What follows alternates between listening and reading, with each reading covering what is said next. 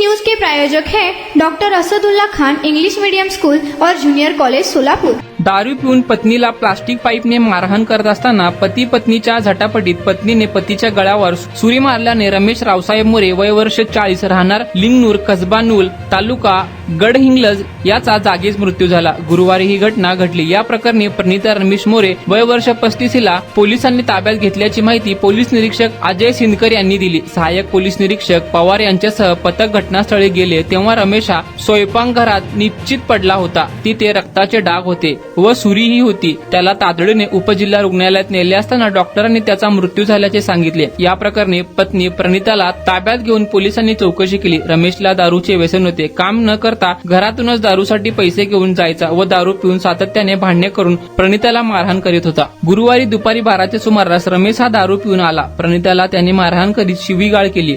दोघांमध्ये जोरदार झटापटी झाली। यामध्ये प्रणिताच्या हाती सुरी लागली। यातूनच रमेशच्या गळ्यावर झटापटीत वार झाल्याने प्रणिताने पोलिसांना सांगितले। या प्रकरणी नातेवाईक शेजारी यांचे जबाब घेऊन गुन्हे दाखल करण्यात येणार आहे। उपविभागीय पोलीस अधिकारी रामदास इंगवले यांनी घटनास्थळी भेट दिली।